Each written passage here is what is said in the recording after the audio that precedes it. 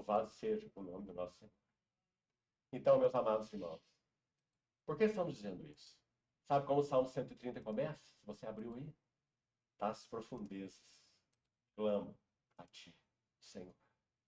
Nenhum de nós clama, nem clamará ao Senhor, baseado no que somos. O que nós somos? Não é? O que nós temos? Cada um de nós clamará ao nosso Deus e Pai das suas profundezas.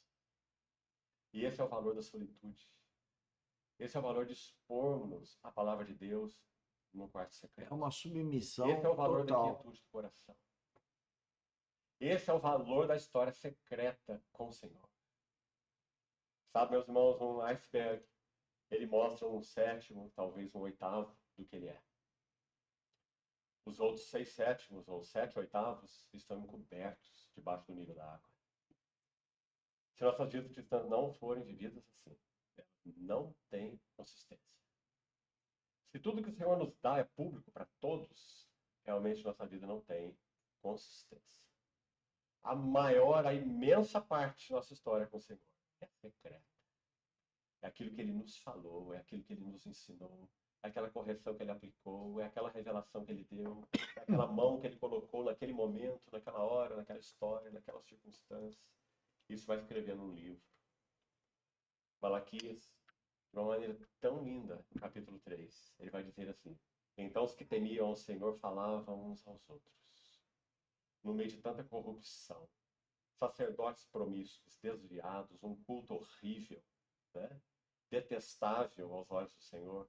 Última trombeta, Malaquias. Ele vai dizer assim: então, no meio desse desastre, oh irmãos, quanto isso é verdadeiro hoje. Os que temiam o Senhor falavam uns aos outros, porque conheciam seu nome, o amavam, viviam dele, viviam para ele, realmente. Por quê? Porque o texto vai dizer: e o Senhor atentava e ouvia. Quanto àquele culto que era oferecido, ele apenas via e detestava. Culto hipócrita, promíscuo. Mas quando esse povo falava, o texto original hebraico diz: ele se debruçava para observar com atenção, ouvir com atenção. Ele atentava e ouvia, mas não só isso. E havia um memorial escrito diante dele. Para os que temem o Senhor e andam com ele. E ele continua assim: eles serão para mim um particular tesouro naquele dia que eu prepararei. Que dia é esse? Amém. É Amém. o dia da vinda do nosso Senhor. É o dia que ele vier julgar entre o justo e o injusto, o perverso e o santo. Está lá em Malaquias 3.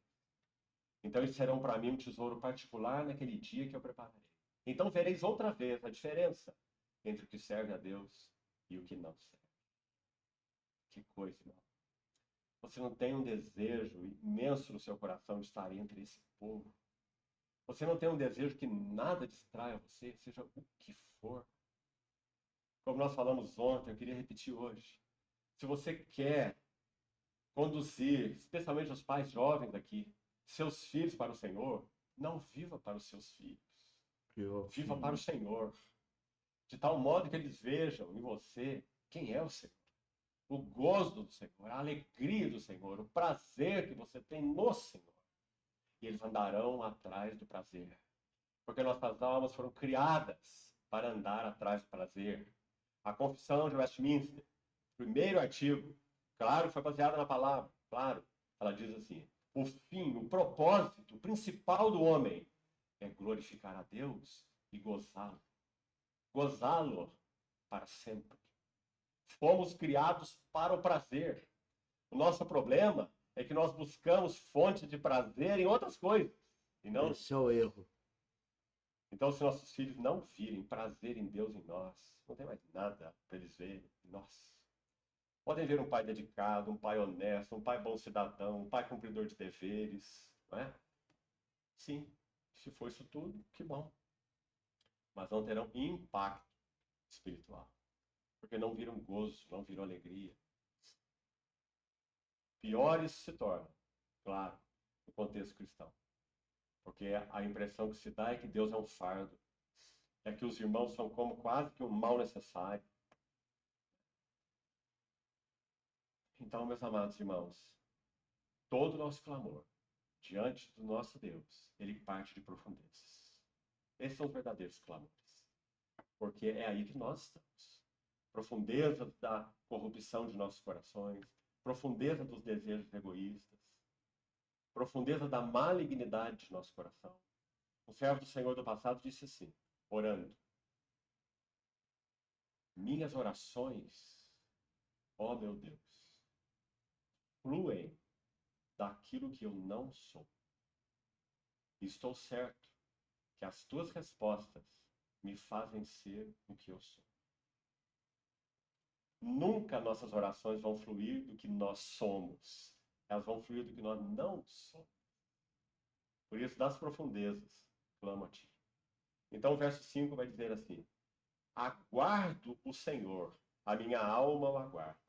Olha que expressão mais linda. Talvez agora, quando você ler os Salmos, esses versículos vão soar diferente. Porque todas as vezes que você lê espero pelo Senhor, espera Israel, aguarda o Senhor, você vai ver que esses versículos dizem respeito a silêncio do coração, a quietude interior. E essa palavra aguardo, na língua original, é muito bonita. Ela significa embrulhar, ligar, unir, especialmente de modo a trançar. Então ele está dizendo, minha alma está trançada, embrulhada, torcida com o Senhor. Eu não espero mais nada de ninguém. Aguardo o Senhor, minha alma o aguarda. Eu espero na sua palavra. Não há lugar melhor esperar, meus amados. Há mães que esperaram na palavra do Senhor pela rendição dos seus filhos a Cristo até o leito de morte. Algumas viram antes de partir. Outras só verão quando encontrarem com eles lá. Espero na sua palavra. Segundo aspecto, ligado à quietude. Podemos dizer que a quietude, o silêncio do coração, é como trazer a solitude do quarto secreto para a vida e o serviço diários, os desafios diários. Nenhum serviço que nos Tá envolvamos... vendo? Trazer a solitude e a quietude para os serviços diários. E é isso que nós queremos fazer na empresa. É que as pessoas trabalhem não pensando em ter que ganhar dinheiro, pagar imposto, ser um sucesso, ter título. Não. Que elas trabalhem guiadas pelo Espírito Santo. Que é infinitamente melhor do que fazem. E eu estou testemunhando isso. Se eu demorei muito tempo para ter a maturidade que eu tenho, a academia foi montada para a gente acelerar esse amadurecimento nosso para a vida espiritual. E fazê-la todo dia, toda hora. É isso que eu estou pregando aqui, e principalmente para aqueles que trabalham conosco. E convidando os outros para virem trabalhar conosco. Vamos terá valor se ele não provém de quietude do coração. Então, um verso mais sobre isso. Apenas um para seguirmos. Isaías 32. Isaías 32. Vamos ver os versos 17 e mais alguns.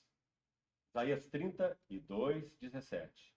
O efeito da justiça será paz, e o fruto da justiça, repouso e segurança para sempre. O meu povo habitará em moradas de paz, em moradas bem seguras e em lugares quietos e tranquilos. Não é lindo? Delícia de vida. Quando nós vemos o significado particularmente espiritual disso, qual é o sentido do Senhor fazer promessa para o seu povo de colocá-los num lugar tranquilo se a tranquilidade fosse externa? Há lugar mais tranquilo do que o deserto? O que os irmãos acham? O Senhor colocou o seu povo no deserto e nós vimos a tragédia do que aconteceu lá.